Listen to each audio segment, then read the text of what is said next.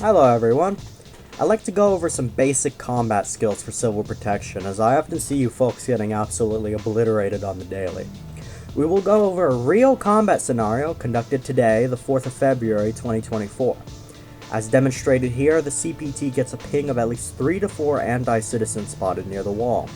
Positioned near the P-15 entrance gate, the CPT begins moving in for the kill. Around the purple point shown, the CPT begins taking heavy fire from at least 2 SMGs. The CPT is already designated the support element, and the support element rushes across the battlefield and takes the right flank. Seeing this, the rebels flee into the factory. They begin shooting out of the factory. Now, I commonly see you all charge in. This leads to death. It is important to fix the enemy in place. Fixing the enemy in place may also be known as suppressing fire. The support element begins firing at the door, represented by the yellow line, preventing any rebels from peeking. He yells, suppressing fire, and tells his team to move in. The rest of the team, taking the initiative, begin rushing in for the kill. Once the CPT gains position outside the door, the support element holds fire and begins moving in to join them. At this point, any rebel peeking would become deadly. They may or may not be aware of this, although, and may make the fatal mistake to peek. In this combat scenario on the 4th, a rebel does decide to peek. The SMG CP is taken point and promptly obliterates said peeking rebel.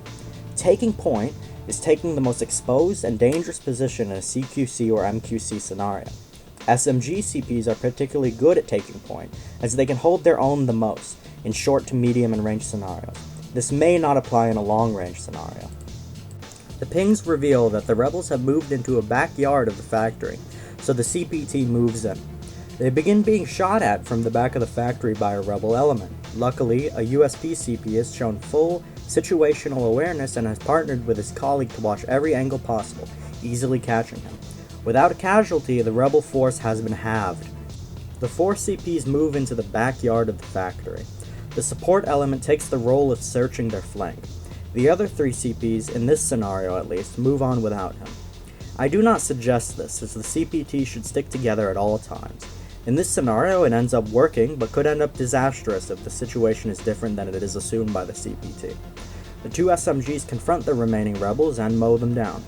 There is no lesson to learn from this aspect, as the rebels should have taken cover but chose not to, despite facing a numerically superior foe. Due to this, the rebels fall easily. The CPT has won, but the procedure is not over yet. The support element switches out with the SMG taking a hard point near the nearest flank.